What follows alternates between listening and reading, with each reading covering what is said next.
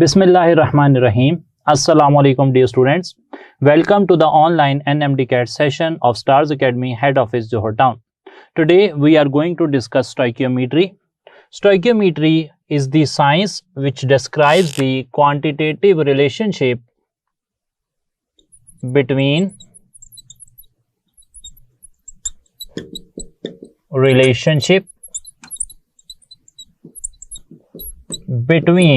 reactants and products in a balanced chemical equation.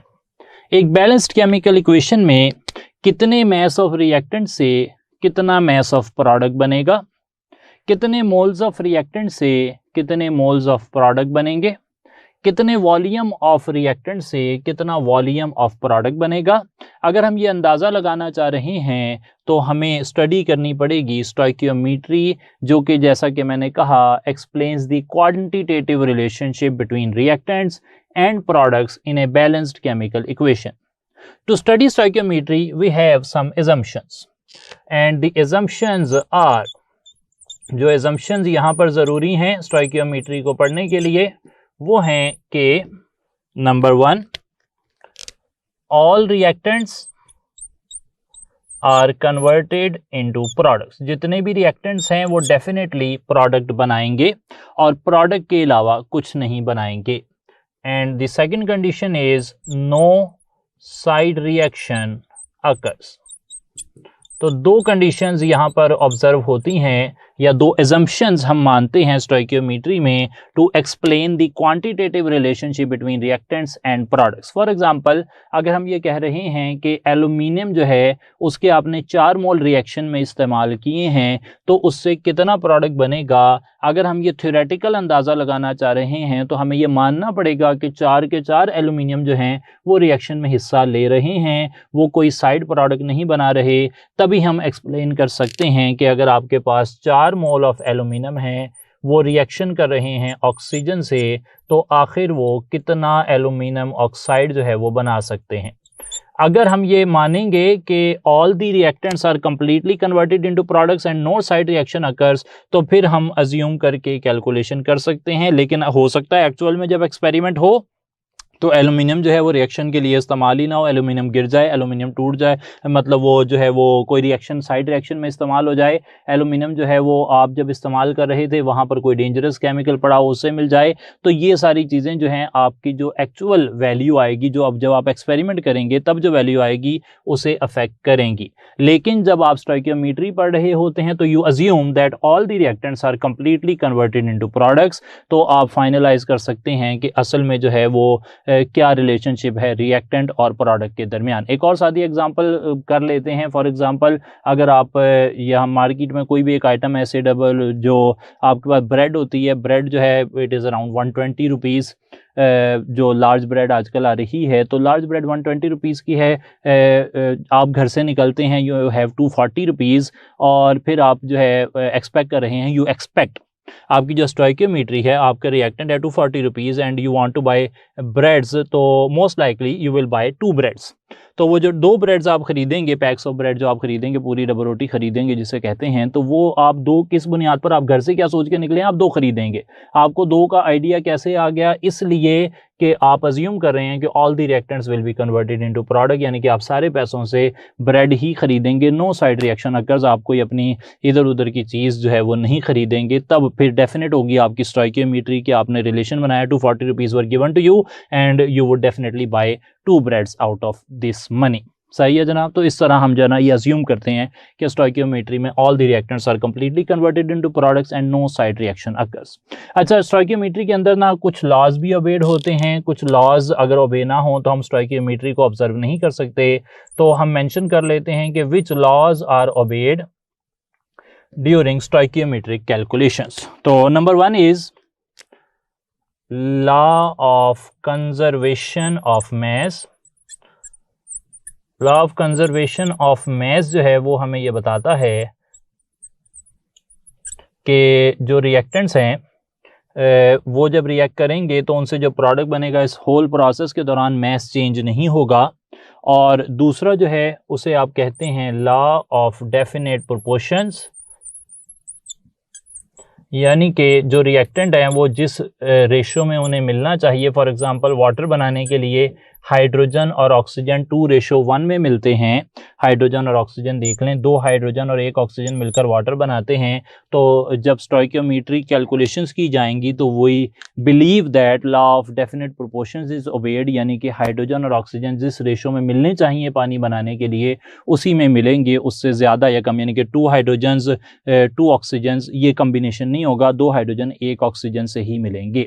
अच्छा, stoichiometry के नतीजे में हमने कहा कि हम कुछ फ़ायदे हासिल कर सकते हैं। एक रिएक्टेंट का मैस दिया हो, प्रोडक्ट का मैस निकाल सकते हैं, मैस से मोल निकाल सकते हैं, मैस से वॉल्यूम निकाल सकते हैं, एटसेट्रा। तो अब स्टोइकियोमेट्री के अंदर 3 बेसिक जो हैं वो रिलेशंस हम डेवलप करते हैं और उन 3 रिलेशंस के नाम क्या हैं उन पर हम बात करने लगे हैं।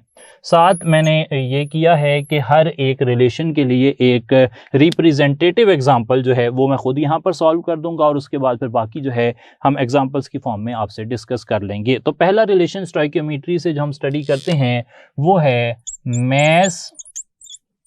mass relationship.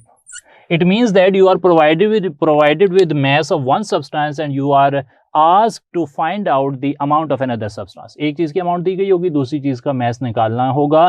तो इसके लिए एक क्वेश्चन जो है वो हम डिवाइस करते हैं and the question states like this: 27 gram of aluminum will react exactly with how much mass of oxygen। ये आपको एक सवाल जो है वो दिया गया है। अब हम इसमें मैस रिलेशनशिप देखते हैं। हमें mass of one substance aluminium दिया गया है, mass of another substance oxygen पूछा गया है। Stoichiometry deals with the quantitative relationship in a balanced chemical equation, so always whenever you are provided with a stoichiometry question, do write a balanced chemical equation. So balanced chemical equation in this case would be 4Al plus 3O2 gives us 2Al2O3। Okay, सही हो गई थी बात। अच्छा, अब यहां पर हमने करना यह है कि एक चीज आपको नोन है और एक चीज़ अननोन है। ये बड़ी इंपॉर्टेंट बात है, इस पर आपने सबसे ज़्यादा फोकस करना है और असल में यही वो बात है जिसे हम तमाम तरह स्टोइकियोमेट्रिक कैलकुलेशंस में इस्तेमाल करेंगे। Known, unknown. जब भी इस तरह का कोई सवाल आएगा आपको एक चीज़ गिवन होगी और एक चीज़ रिक्वायर्ड होगी। जो चीज़ गिवन है आप उसे लेफ्ट साइड पर रखेंगे, जो चीज़ रिक्वायर्ड है आप उसे राइट साइड पर रखेंगे। This is the easiest possible way, इससे आसान तरीका यहाँ पर कोई अवेलेबल नहीं है। अच्छा, नोन आपके पास क्या है? You know the number of moles of aluminium और number of moles of oxygen balance chemical equation से आपको पता लग रहे हैं। इससे स्टार्ट लेते हैं फिर आगे चलेंगे। नोन क्या है कि 4 moles of aluminium, 4 moles of aluminium. Known हमारे पास एल्यूमिनियम है, याद रखने के लिए यहाँ लिख देता हूँ, और रिक्वायर्ड हमें ऑक्सीजन है, वो यहाँ पे लिख देता हूँ। नोन है 4 मोल्स एल्यूमिनियम के और they react with 3 moles of oxygen. Immediately you know that we are concerned with masses not moles, तो हम इस मोल्स को मैस में कन्वर्ट कर लेते हैं। हमारे पास फार्मूला है मोल्स को मैस में कन्वर्ट करने का। अगर हम moles multiplied by molar mass कर दें तो ये मैस आ जाएगा, ये आ गया एल्यूमिनियम के लिए, और moles multiplied by molar mass कर दें तो ये मैस आ जाएगा ऑक्सीजन के लिए। यानी कि इसका मतलब है 4 मोल्स का मतलब है 108 ग्राम अगर एल्यूमिनियम हो तो वो 96 ग्राम ऑक्सीजन से रिएक्ट करती है। सही है जनाब। अब हमने करना यह है कि हम इस इक्वेशन को 108 सामने ले जाकर मल्टीप्लाई कर देते हैं, डिवाइड कर देते हैं। यहाँ पर कुछ नहीं बचेगा, जहाँ पर कुछ ना हो वहाँ पर 1 ग्राम आ जाता है, ये हो जाएगा 96/108। ठीक है जनाब। अब हमें जो गिवन क्वेश्चन है हमारा उसमें क्या पूछा गया है? It says that 27 gram of aluminium कितनी अमाउंट से रिएक्ट करेंगे। तो अब मैं लेफ्ट साइड पर इक्वेशन को 27 से मल्टीप्लाई करता हूं। इक्वेशन में लेफ्ट साइड पर अगर कोई प्रोसेस कैरी किया जाए तो राइट साइड पर भी वही प्रोसेस कैरी करना पड़ता है, ये मैथ का रूल है जी। तो मैं यहाँ पर 27 से मल्टीप्लाई कर रहा हूँ। लेफ्ट साइड पर 27 ग्राम ऑफ एल्यूमिनियम आ जाएंगे राइट साइड पर भी 27 से मल्टीप्लाई कर रहा हूं तो यहाँ पर 27 आ जाएंगे। ओके, अब सिंपल कैलकुलेशन है जी, मैं हल कर देता हूं आपके लिए। 27 1s आर 27, 27 4s आर 108। आप कर भी देख सकते हैं, जो ऐसा ही ये आ जाएगा। 4 1s आर 4, 4 24, यहाँ पे 24 आएगा। आप इसे कैलकुलेट करके देख सकते हैं, 24 ग्राम आएगा। सही है जी। तो इस तरह आपने क्या किया, आपको एक चीज़ का मैथ गिवन था, आपने दूसरी चीज़ का मैथ डिवाइस कर लिया उस मेथड से जिसको मैंने दी सिंपलेस्ट मेथड कहा, नोन और अननोन वाला। सही है जनाब। मैथ रिलेशनशिप के अलावा हमें एक और रिलेशनशिप जो है वो पूछा जा सकता है या हम निकाल सकते हैं स्टोइकियोमेट्री से, and it is called mass mole relationship. In this relationship, you are provided with mass of one substance and you are asked to find out the moles of another substance. एक चीज़ का mass दिया गया होगा और एक चीज़ के मोल पूछे गए होंगे, या मोल जो है वो दिए गए होंगे और mass पूछा गया होगा। मतलब कोई भी अल्टरनेटली जो है वो ऑप्शन हो सकता है। ठीक है जनाब। तो यहाँ पर हम एक क्वेश्चन लिखते हैं और क्वेश्चन जो है वो ये पूछा जा रहा है कि how many moles of carbon dioxide contain 8 gram oxygen. Okay जी, मोल्स ऑफ कार्बन डाइऑक्साइड हमें पूछे गए हैं जिसमें 8 ग्राम ऑक्सीजन हो। एक चीज नोन होगी, एक चीज अननोन होगी। यहां पर नोन क्या है, मास ऑफ ऑक्सीजन, अननोन क्या है, मोल्स ऑफ कार्बन डाइऑक्साइड। तो मैं हेडिंग बना लेता हूं नोन और उसे कंपेयर कर लेता हूं अननोन से। अच्छा, नोन क्या है मेरे पास, नोन है कि कार्बन डाइऑक्साइड का कंपैरिजन बनाएंगे, नोन पता लग जाएगा। कार्बन डाइऑक्साइड का 1 मोल अगर आपके पास हो तो उसके अंदर 12 ग्राम होते हैं कार्बन और 32 ग्राम होते हैं ऑक्सीजन। होपफुली आपको ये आइडिया क्लियर है कि एक कार्बन डाइऑक्साइड में एक कार्बन का एटम है, 2 ऑक्सीजन के एटम हैं। ऑक्सीजन का मास एक एटम का 16 होता है, तो 2 एटम्स का हो गया 32।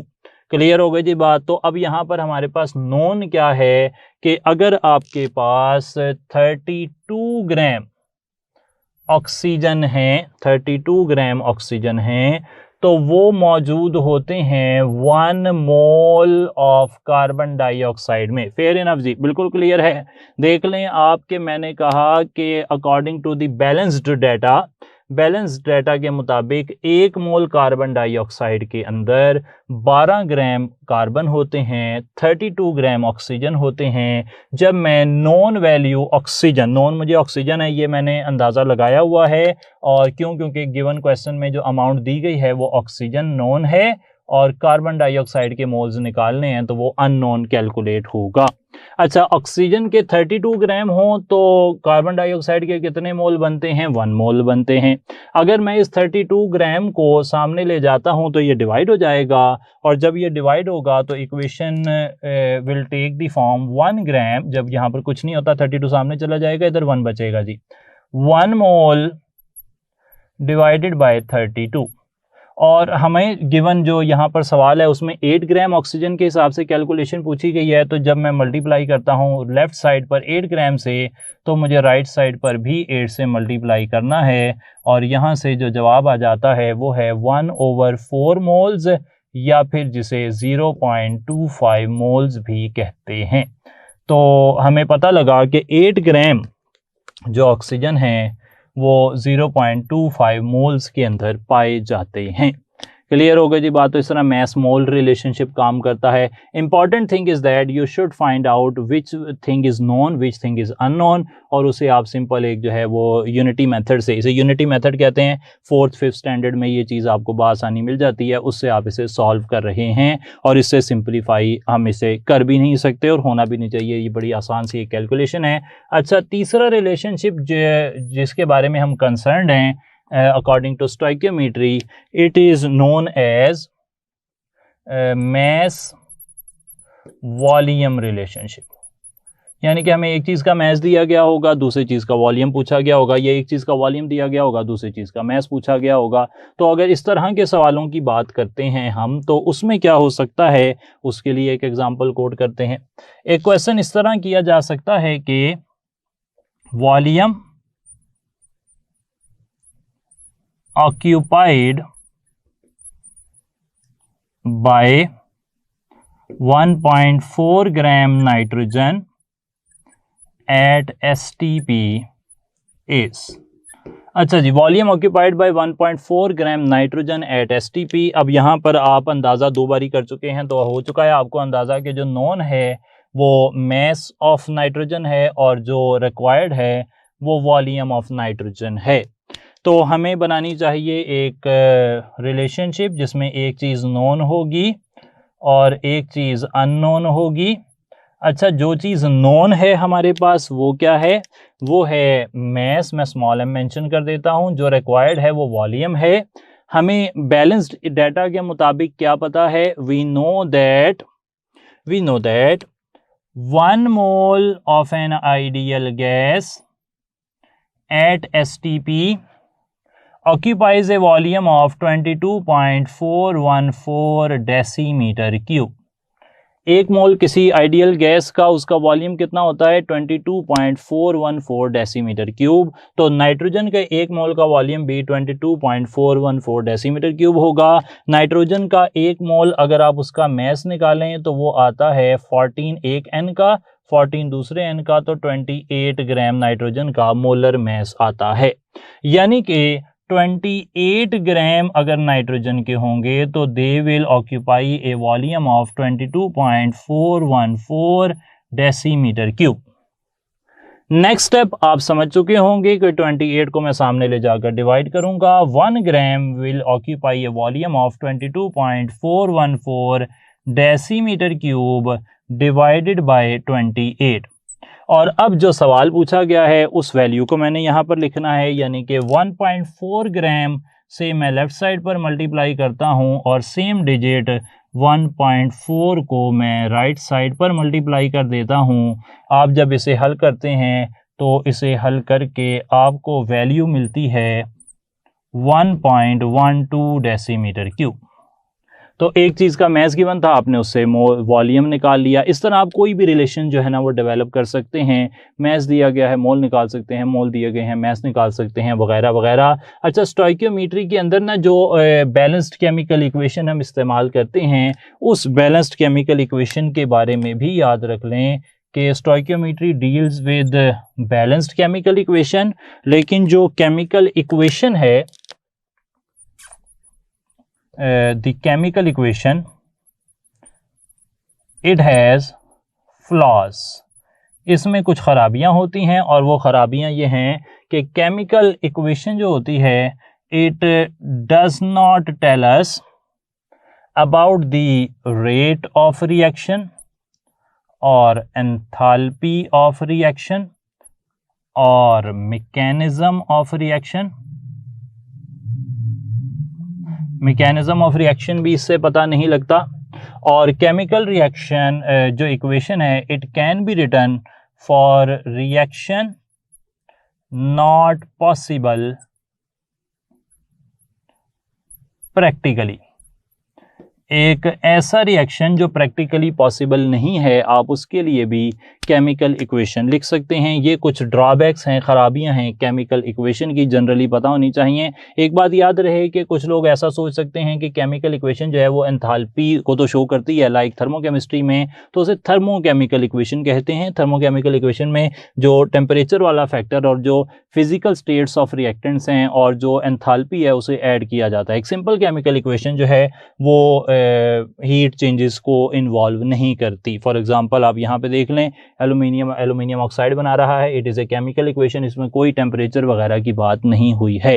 तो ये हो गई जी बात हमारी स्टोइकियोमेट्री की। अब कुछ बातें हम कर लेते हैं लिमिटिंग रिएक्टेंट, उसको फाइंड करने का भी एक तरीका पहले देखेंगे और फिर यील्ड, फिर आ जाएंगे कुछ MCQs की तरफ। लिमिटिंग रिएक्टेंट लिमिटिंग रिएक्टेंट जैसा कि नाम से जाहिर है कि एक ऐसा रिएक्टेंट होता है विच controls the amount of product formed in a chemical reaction. तो ये इसकी सबसे अच्छी इंडिकेशन भी है। Limiting reactant is the reactant that controls amount of product. Usually, it has been observed that limiting reactant controls the amount of product by being consumed earlier. तो असल में केमिकल रिएक्शन के अंदर आप जब रिएक्टेंट्स रखते हैं रिएक्शन करवाने के लिए, you add them in A reaction mixture, तो कोई रिएक्टेंट ऐसा हो सकता है which is consumed earlier in a chemical reaction. तो जब वो अर्लियर ख़त्म हो जाता है, जल्दी ख़त्म हो जाता है, तो उसके ख़त्म होने के बाद फिर रिएक्शन फर्दर कंटिन्यू नहीं कर सकता और जितना प्रोडक्ट उस वक्त तक बना होता है वही प्रोडक्ट बना रहता है, फिर फर्दर प्रोडक्ट बनने का कोई भी रास्ता नहीं होता। सो कंसिडर द एग्जांपल कि आपके पास टायर्स हैं और आपके पास इंजन्स हैं और आप उनसे गाड़ी जो है बनाना चाह रहे हैं, और आपके पास हैं देयर आर 7 टायर्स और आपके पास 2 इंजन्स हैं। आप एक इंजन इस्तेमाल करते हैं, उसमें 4 टायर लगाते हैं, आप एक गाड़ी बना लेते हैं। अब आपके पास दूसरा इंजन मौजूद है और आप उससे गाड़ी बनाना चाह रहे हैं। अब दूसरी गाड़ी नहीं बन पा रही क्योंकि 4 टायर अवेलेबल होने चाहिए एक गाड़ी को बनाने के लिए। आपके पास 3 टायर अवेलेबल हैं, तो हालांकि टायर्स रिलेटिवली ग्रेटर अमाउंट में मौजूद थे एट स्टार्ट, 2 इंजन्स के मुकाबले में 7 टायर थे, लेकिन फिर भी यहाँ पर टायर जो हैं वो लिमिटिंग रिएक्टेंट साबित हो गए हैं because they are consumed earlier. जितनी प्री रिक्वायर्ड अमाउंट थी उससे वो कम हैं, तो आप कहेंगे कि जो टायर्स हैं वो हमारी इस एग्जाम्पल में लिमिटिंग रिएक्टेंट होंगे। सिमिलरली कंबस्टन इन एयर जो है उसके अंदर जो कंबस्टेबल मटेरियल होता है, फॉर एग्जांपल कोई कैंडल जल रही है तो कैंडल लिमिटिंग रिएक्टेंट है। हवा मौजूद है, हवा तो जलाने के लिए चीज़ों को मौजूद है, लेकिन वो जो पर्टिकुलर सब्सटेंस है जो जल रही है वो जलते जलते ख़त्म हो जाएगी और उसके ख़त्म होने की वजह से कंबस्टन रुक जाएगी। कंबस्टन इसलिए नहीं रुक रही कि ऑक्सीजन ख़त्म हो गई है, ऑक्सीजन जो है वो नहीं ख़त्म हुई बल्कि असल में कंबस्टेबल मटेरियल ख़त्म हो गया है, इसलिए वहाँ पर भी कंबस्टन स्टॉप हो गई है। रिएक्शन किस पे डिपेंड कर रहा है? फिर कंसंट्रेशन ऑफ कंबस्टेबल मटेरियल पे। तो जो चीज़ अमाउंट ऑफ प्रोडक्ट को कंट्रोल करेगी जब बाय बीइंग कंज्यूम्ड अर्लियर, या फिर हम कह सकते हैं लिमिटिंग रिएक्टेंट ऐसा रिएक्टेंट हो सकता है which is lesser in amount. Limiting reactant lesser in amount होता है और इसी वजह से फिर वो जल्दी कंज्यूम हो जाता है और वो अमाउंट ऑफ प्रोडक्ट को कंट्रोल करता है। Usually it has been observed, important बात ये है कि यूजुअली हम जो चीपर रिएक्टेंट होता है वो हम ले लेते हैं एज एक्सेस रिएक्टेंट, और जो एक्सपेंसिव रिएक्टेंट होता है हम उसे इस्तेमाल करते हैं एज लिमिटिंग रिएक्टेंट। तो जो एक्सपेंसिव रिएक्टेंट होगा हमारे पास उसे हम यूज करते हैं एज लिमिटिंग रिएक्टेंट, ताकि रिएक्शन के अंदर वो टोटली कंज्यूम हो जाए, जबकि जो चीपर रिएक्टेंट है वो अगर एक्सेस में भी होगा तो हमें फ़र्क नहीं पड़ता क्योंकि उसकी कॉस्ट इतनी ज़्यादा नहीं है। पर कॉस्ट जो है ना इंडस्ट्रियल लेवल पर काफ़ी ज़्यादा अहम फैक्टर होती है, तो आमतौर पर एक्सपेंसिव रिएक्टेंट जो है उसे लिमिटिंग रिएक्टेंट कंसिडर करते हैं। सिमिलरली एक और बात याद रख लें कि जो कॉन्सेप्ट ऑफ लिमिटिंग रिएक्टेंट है, limiting reactant concept is not applicable to reversible reactions. जो रिवर्सिबल रिएक्शंस होते हैं ना उनके अंदर आप लिमिटिंग रिएक्टेंट फाइंड नहीं करते, क्योंकि रिएक्टेंट्स प्रोडक्ट्स बना रहे होते हैं। लाइक दिस, एक रिएक्टेंट है वो प्रोडक्ट बना रहा है और अभी वो प्रोडक्ट बना ही रहा था कि प्रोडक्ट ने वापस रिएक्शन करके रिएक्टेंट बनाना शुरू कर दिया। तो अब रिएक्टेंट्स प्रोडक्ट्स में कन्वर्ट हो रहे हैं, प्रोडक्ट रिएक्टेंट में कन्वर्ट हो रहे हैं, तो यहाँ पर लिमिटिंग रिएक्टेंट का कॉन्सेप्ट जो है वो यूजलेस है, उसकी कोई ख़ास अहमियत नहीं है। अच्छा, लिमिटिंग रिएक्टेंट के बारे में ये जो मैंने फ्रेमवर्क आपके सामने रखा, इसके बाद असल बात जो यहाँ पर आती है प्रैक्टिकल जो न्यूमेरिकल टाइप पोर्शन आता है, न्यूमेरिकल टाइप क्वेश्चंस आते हैं, उनके लिए हमें पता होना चाहिए कि आप लिमिटिंग रिएक्टेंट को फाइंड कैसे करते सकते हैं। दो रास्ते हमारे पास अवेलेबल हैं, एक उन दोनों रास्तों को मैं एमलगम की शक्ल में एक कंपोजिट बनाकर वो आपके साथ शेयर करूंगा। पहले स्टैंडर्ड मेथड जो कि लिखा गया है मुख्तलिफ बुक्स के अंदर, वो ये है कि फाइंडिंग लिमिटिंग रिएक्टेंट। अगर आपको लिमिटिंग रिएक्टेंट ढूंढना है तो आप उसके लिए क्या करेंगे? पहला स्टेप ये है कि आप कैलकुलेट करें moles from balanced equation. Balanced chemical equation से आपने मोल्स कैलकुलेट करने हैं। दूसरा यह है कि calculate moles from given data. तो आपको कोई डाटा भी दिया गया होगा जिससे आपने सवाल हल करना है, और उस डाटा में जो डाटा के अंदर वैल्यूज दी गई हैं मैसेज की या वॉल्यूम्स की, उससे भी आप मोल्स निकालेंगे। दो बातें हो गई। और तीसरा है compare to find limiting reactant. आप कंपेयर कर लें और उससे फाइंड कर लें कि लिमिटिंग रिएक्टेंट कौन है। अच्छा, इस बात को एक्सप्लेन करने के लिए मैं यहाँ पर एक फार्मूला जो है वो डिवाइस कर रहा हूँ। इस फार्मूला को ही आपने इस्तेमाल करना है। Just imagine you have a reactant 1 and another reactant 2।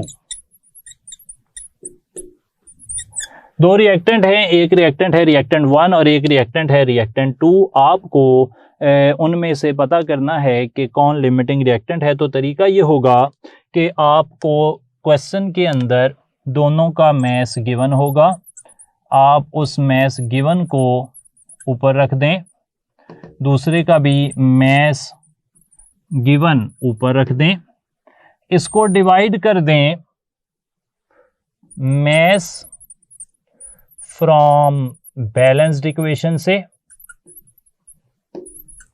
और दूसरी तरफ भी डिवाइड कर दें मैस फ्रॉम बैलेंस्ड इक्वेशन से। अच्छा, अब दोनों में से कोई आंसर जो है ना वो स्मॉलर आ जाएगा। एक वैल्यू बड़ी आएगी, एक वैल्यू छोटी आएगी। तो यहां पर हम मेंशन कर देंगे smaller value shows limiting reactant. तो जिसकी वैल्यू कम आएगी वो लिमिटिंग रिएक्टेंट हो जाएगा।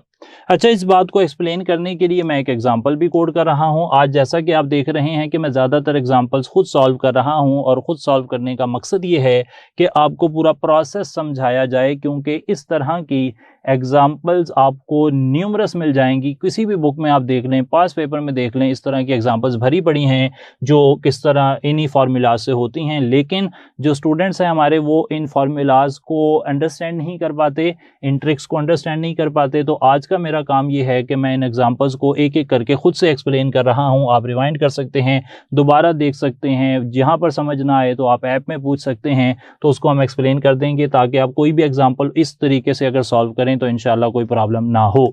अच्छा जनाब, तो हम एक एग्जांपल ले लेते हैं। For example we say that, question बना लेते हैं, 4 gram of hydrogen react with say 32 ग्राम कर लेते हैं। 4 ग्राम को 32 से मिला लेते हैं। 32 ग्राम ऑक्सीजन, चलें और बढ़ा लेते हैं, हम कहते हैं 8 ग्राम ऑक्सीजन है। ये नहीं, 8 gram of hydrogen react with 32 gram of oxygen.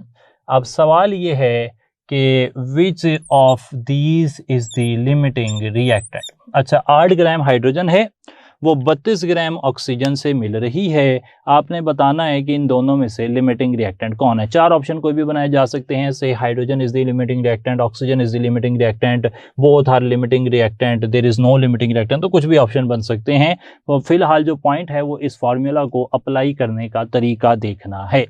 अब आप क्या करेंगे, आप कहेंगे कि रिएक्टेंट 1 और रिएक्टेंट 2 को बैलेंस केमिकल इक्वेशन से रिलेट करूं, तो मुझे पता लगता है कि 2 हाइड्रोजन जो हैं वो ऑक्सीजन से मिलते हैं 1 से और बना देते हैं 2 वाटर मॉलिक्यूल्स, 2 वाटर मॉलिक्यूल्स बना देते हैं। ओके, अब मैं रिएक्टेंट 1 कह देता हूं हाइड्रोजन को और रिएक्टेंट 2 कह देता हूं ऑक्सीजन को। अब मुझे दोनों के मैसेज गिवन है, ये देखें मैसेज गिवन है 8 ग्राम और 32 ग्राम। मैं कहता हूं हाइड्रोजन का मैस गिवन है 8 ग्राम और ऑक्सीजन का मैस गिवन है 32 ग्राम। ठीक हो गई जी बात, जो गिवन है वो मैंने लिख दिया। अब दूसरा मुझे डिवाइड किससे करना है, mass from balanced equation. Hydrogen का मैस देखें बैलेंस्ड केमिकल इक्वेशन में कितना है, हाइड्रोजन का मैस मुझे नजर आ रहा है 2H2 है, तो 2H2 का मैस है बैलेंस्ड केमिकल इक्वेशन के अंदर 4 ग्राम। 4 ग्राम बैलेंस केमिकल इक्वेशन में हाइड्रोजन यूज हो रही है, तो मैं इसे डिवाइड कर देता हूं 4 ग्राम से। इसी तरीके से ऑक्सीजन एक मॉलिक्यूल इस्तेमाल हुआ है, एक ऑक्सीजन के मॉलिक्यूल का मैस होता है 32 ग्राम, तो ऑक्सीजन के एक मॉलिक्यूल का मैस होता है 32 ग्राम, यानी कि मुझे ऑक्सीजन का मैस जो बैलेंस केमिकल इक्वेशन से मिल रहा है वो 32 ग्राम है। अब मैं इसे हल करता हूं और यहाँ पर हल करके मुझे हाइड्रोजन की वैल्यू मिलती है 2 और ऑक्सीजन की वैल्यू मिलती है 1। सही जी, दोबारा से देख लें, मैस गिवन ऊपर रख दिया, मैस फ्रॉम बैलेंस्ड इक्वेशन नीचे रख दिया, डिवाइड कर दिया दोनों को, एक जवाब बड़ा आ रहा है एक छोटा आ रहा है। रूल हमने ये रखा कि जिसकी वैल्यू स्मॉलर होगी वो हो जाएगा लिमिटिंग रिएक्टेंट। तो इस तरीके से आप लिमिटिंग रिएक्टेंट जो है वो फाइंड कर सकते हैं। अच्छा, लिमिटिंग रिएक्टेंट आपके पास आ गया है तो अब आप दूसरी चीज़ ना एक्सेस में भी निकाल सकते हैं कि वो कितनी एक्सेस में है, उसकी तरफ भी आप वही रूल इस्तेमाल करेंगे जो नॉन और अननोन का है। उसके लिए हम एक एग्जांपल यहाँ पर डेफिनेटली रखेंगे अभी। तो ये कॉन्सेप्ट है लिमिटिंग रिएक्टेंट का। अब जो हमने लिमिटिंग रिएक्टेंट पढ़ा है और जो स्टोइकियोमेट्री थी उसके हवाले से कुछ प्रैक्टिस MCQ कर लेते हैं। पहला क्वेश्चन देखते हैं जी। सवाल हमें यह पूछा जा रहा है कि 8 gram hydrogen react with 2 moles of oxygen. अच्छा, 8 ग्राम आपके पास हाइड्रोजन हैं और वो 2 मोल्स ऑफ ऑक्सीजन से मिल रहे हैं। सवाल ये है कि how much mass of water is produced, तो इस रिएक्शन के अंदर कितना वाटर जो है वो प्रोड्यूस होगा। सवाल को हल करने के लिए सबसे पहले तो हमें ये फाइनल करना पड़ेगा कि यहाँ पे कोई लिमिटिंग रिएक्टेंट है या नहीं, और अगर है तो कौन है। तो इस काम को करने के लिए मैंने यहाँ पर फॉर्मूला आपके सामने पहले से लिखा हुआ है कि जो गिवन मैस है उसे हम mass from balanced equation divide कर देंगे। तो बैलेंस्ड केमिकल इक्वेशन से कि 2 हाइड्रोजन ऑक्सीजन से मिलकर बनाते हैं 2 वाटर मॉलिक्यूल्स। अच्छा, मुझे हाइड्रोजन का गिवन मैस कितना दिया गया है 8 ग्राम, और हाइड्रोजन का mass from balance chemical equation 2 hydrogen use हो रहे हैं तो वो आ रहा है 4 ग्राम। इसी तरीके से ऑक्सीजन का मैस गिवन है 2 मोल्स। 2 मोल्स का मैस कितना होता है मैं आपको कैलकुलेट करके दिखा देता हूं। 2 मोल्स का मैस होता है 2 इंटू 32 इज इक्वल टू 64 ग्राम। तो ऑक्सीजन का जो गिवन मैस है वो 64 ग्राम है। मैस गिवन की जगह लिख दूंगा, और बैलेंस केमिकल इक्वेशन में ऑक्सीजन का कितना मैस है, एक ऑक्सीजन है, उसका मैस 32 हो जाएगा। ये आ रहा है 2, ये आ रहा है 2, दोनों चीज़ें बराबर हैं। अगर दोनों चीज़ें बराबर हों इसका मतलब है कि यहाँ पर कोई भी लिमिटिंग रिएक्टेंट नहीं है। अच्छा, लिमिटिंग रिएक्टेंट तो कोई नहीं है, इसका मतलब है कि दोनों कंप्लीटली रिएक्ट कर रहे हैं। तो अब हम देखेंगे कि 2 मोल से बनते हैं 2 वाटर मॉलिक्यूल्स। जब दोनों में कोई लिमिटिंग रिएक्टेंट नहीं है तो आप कोई भी कंपैरिजन बना सकते हैं। फॉर एग्जांपल मैं कंपैरिजन बना रहा हूं हाइड्रोजन और वाटर का, और आपको समझाने के लिए ऑक्सीजन और वाटर का कंपैरिजन भी बना रहा हूं। जब कोई लिमिटिंग रिएक्टेंट नहीं है तो आप कंपैरिजन बना सकते हैं किसी भी रिएक्टेंट का प्रोडक्ट के साथ। आप कहेंगे कि according to balanced chemical equation 2 hydrogen 2 water बनाते हैं, तो एक हाइड्रोजन कितना वाटर बनाएगा, 1 वाटर बनाएगा। हमारे पास हाइड्रोजन के कितने मोल हैं, 4 मोल हैं, तो उससे कितना वाटर बनेगा, 4 मोल वाटर बनेगा। इसी तरीके से क्योंकि ऑक्सीजन के हवाले से भी मेरे पास डाटा है तो मैं ऑक्सीजन के हवाले से बैलेंस केमिकल इक्वेशन देखता हूं कि ऑक्सीजन का बैलेंस केमिकल इक्वेशन में 1 मोल है, उससे 2 मोल वाटर बनते हैं। और मुझे सवाल में पूछे गए हैं कि 2 मोल से कितना वाटर बनता है, तो जब मैं लेफ्ट साइड पर 2 से मल्टीप्लाई करता हूँ, राइट साइड पर भी 2 से मल्टीप्लाई करता हूँ, यानी कि 4 मोल वाटर बनेंगे। तो दोनों ही तरफ 4 मोल वाटर बन रहे हैं, क्योंकि दोनों कंप्लीटली रिएक्ट कर रहे हैं, कोई लिमिटिंग रिएक्टेंट नहीं है। यानी कि हाइड्रोजन के 8 ग्राम और ऑक्सीजन के 2 मोल के रिएक्शन से बनते हैं 4 मोल वाटर। और पानी का मोलर मैस कितना होता है वो आपको आना चाहिए, वो होता है 18 ग्राम। तो यहाँ से मैक्सिमम अमाउंट बन सकती है 72 ग्राम्स। 72 ग्राम्स यहाँ से हासिल होते हैं। डेल्टा ऑप्शन सही हो गया। दोबारा से एक बारी देख लें कि जब भी आपको 2 चीज़ों के रिएक्शन के हवाले से इंफॉर्मेशन पूछी जाएगी तो पहले आप फाइनल करेंगे कि कोई लिमिटिंग रिएक्टेंट है या नहीं है। अगर कोई लिमिटिंग रिएक्टेंट होगा तो जितनी प्रोडक्ट उससे बनना है वही बनेगा, लेकिन अगर कोई लिमिटिंग रिएक्टेंट नहीं है तो आप दोनों में से किसी को भी कंपेयर करके प्रोडक्ट की अमाउंट कैलकुलेट कर सकते हैं। अच्छा, इसी तरीके से मैं कंपैरिजन मेथड से एक और सवाल कर रहा हूं, और सवाल यहाँ पर यह पूछा जा रहा है कि volume occupied by 32 gram methane is. Methane के आपके पास 32 ग्राम है, उससे कितना वॉल्यूम ऑक्यूपाई होगा, यानी कि मैस वॉल्यूम रिलेशनशिप हमारे पास आ गया। मैस गिवन है, वॉल्यूम रिक्वायर्ड है, तो मैस ऑफ मीथेन को मैं लेफ्ट साइड पर रख लेता हूं, वॉल्यूम ऑफ मीथेन को राइट साइड पर रख लेता हूं। और अकॉर्डिंग टू इंफॉर्मेशन और डेफिनेशन ऑफ मोलर वॉल्यूम मुझे पता है कि अगर 1 मोल हो मीथेन का तो उसका वॉल्यूम होता है 22.414 डेसीमीटर क्यूब। या फिर मैं कह सकता हूं कि मीथेन के 1 मोल का मैस है 16 ग्राम, तो 16 ग्राम का वॉल्यूम होता है 22.414 डेसीमीटर क्यूब। अगर 16 को सामने ले जाकर डिवाइड करता हूं, 1 ग्राम का वॉल्यूम आ जाएगा 22.414 डिवाइडेड बाय 16 डेसीमीटर क्यूब। और मुझे सवाल में पूछा गया है कि 32 ग्राम मीथेन से कितना प्रोडक्ट बनता है, तो मैं लेफ्ट साइड पर 32 से मल्टीप्लाई कर रहा हूं और इसी तरीके से राइट साइड पर भी 32 से मल्टीप्लाई कर रहा हूं। यहां से आंसर आता है 1244.8 decimetre cube.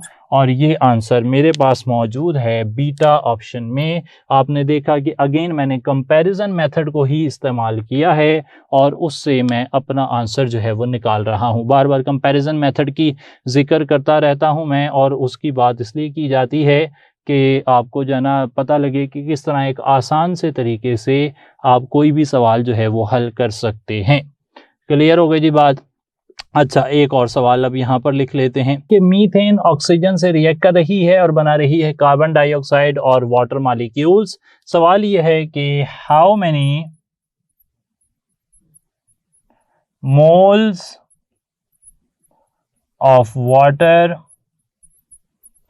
Are formed by 8 gram of methane. आपके पास 8 ग्राम मीथेन हो तो उनके रिएक्शन से कितने मोल वाटर के बनेंगे। तो एक चीज़ गिवन है आपके पास, वो है मैस ऑफ मीथेन, और एक चीज़ आपको रिक्वायर्ड है वो है मोल्स ऑफ वाटर। तो पहला कंपैरिजन आप करेंगे बैलेंस केमिकल इक्वेशन से, जिसके मुताबिक अगर आपके पास 1 मोल हो मीथेन का तो उससे बनते हैं कितने मोल्स ऑफ वाटर, उससे बनते हैं 2 मोल्स ऑफ वाटर। फिर 1 मोल का आप मैस निकाल लेंगे, क्योंकि आपको गिवन डाटा में मीथेन का मैस दिया गया है, यानी कि 16 ग्राम अगर मीथेन हो तो उससे बनेंगे 2 मोल्स ऑफ वाटर। ठीक हो गई जी बात। अब आगे आप कहेंगे कि मैं इस 16 को सामने ले जाकर डिवाइड कर देता हूं, तो ये 2/16 बन जाएगा। और आखिर में मुझे गिवन डाटा में दिया गए हैं 8 ग्राम ऑफ मीथेन। 8 से मैं लेफ्ट साइड पर मल्टीप्लाई करता हूं और 8 से ही मैं राइट साइड पर मल्टीप्लाई कर देता हूं। 1 2 1 1, यानी कि मेरे पास 1 मोल ऑफ वाटर बनेगा। अगर 16 ग्राम मीथेन होती है तो 2 मोल बनते हैं, 8 ग्राम है तो 1 मोल बनता है। तो ये एक और कैलकुलेशन, काफ़ी ज़्यादा कंपैरिजन मेथड जो है वो मैंने आपके साथ उनका जिक्र कर लिया है, और होपफुली इनमें से आपके काफ़ी ज़्यादा मसाइल हल हो जाएंगे। मैंने पहले ही बताया कि अक्सरियत क्वेश्चंस की इसी मेथड से हल हो जाती है, और जो इससे बच जाते हैं उनके लिए वो फार्मूला नंबर ऑफ मोल्स का, जो कि मैंने लास्ट टाइम बताया था कि number of moles is equal to mass over molar mass into Avogadro's number, वो फार्मूला भी आपके पास मौजूद है।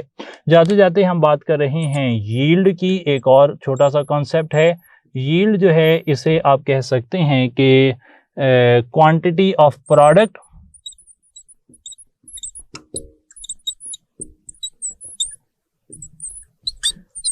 obtained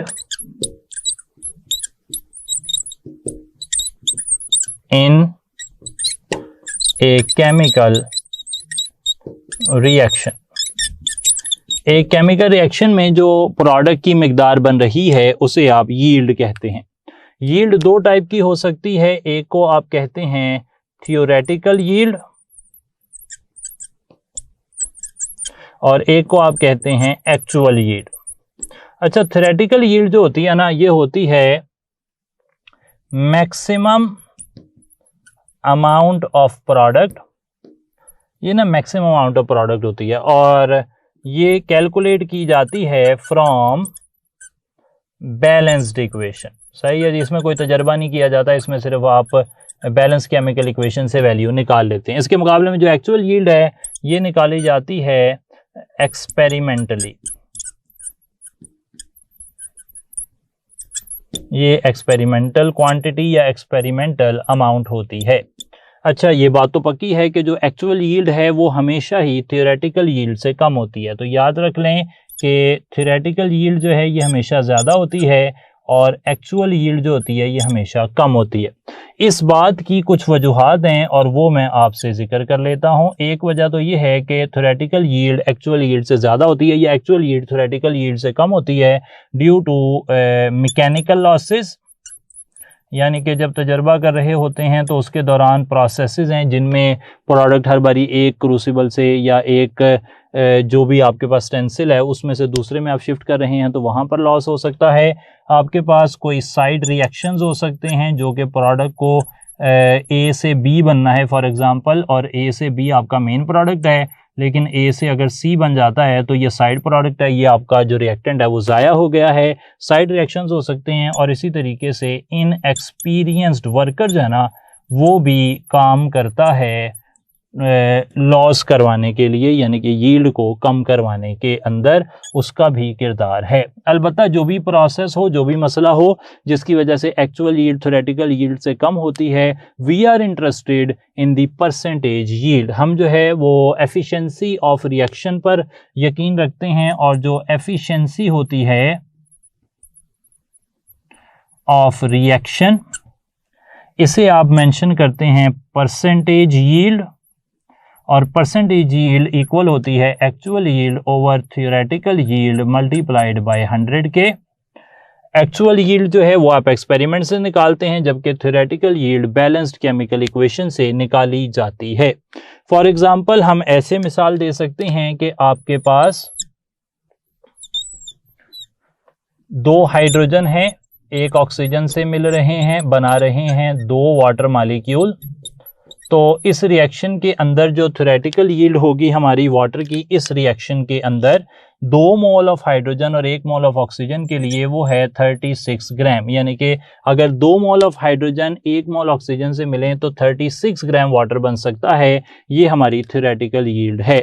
जस्ट इमेजिन, मैं आपको इन्फॉर्मेशन देता हूं कि यहाँ पर जो एक्चुअल यील्ड है वो 18 ग्राम है, और आपसे कहा जाता है कि आप परसेंटेज यील्ड निकालें। तो क्या फार्मूला आप लगाएंगे? एक्चुअल यील्ड को ऊपर रख देंगे, थ्योरेटिकल यील्ड को नीचे रख देंगे, 100 से मल्टीप्लाई करेंगे, आप कहेंगे कि यहाँ पे जो यील्ड आ रही है वो 50% है, यानी कि इस रिएक्शन की परसेंटेज यील्ड या एफिशिएंसी ऑफ रिएक्शन 50% है। इस तरह का ही सवाल आपको कोई पूछा जा सकता है, और कल जो हमारा टेस्ट की डिस्कशन होगी आप देखेंगे कि आपको उसमें इसी तरह के सवाल पूछे जाएंगे जिनको आप हल करेंगे। तो टिल देन अपना ख्याल रखें जी। Thank you so much. अस्सलाम वालेकुम।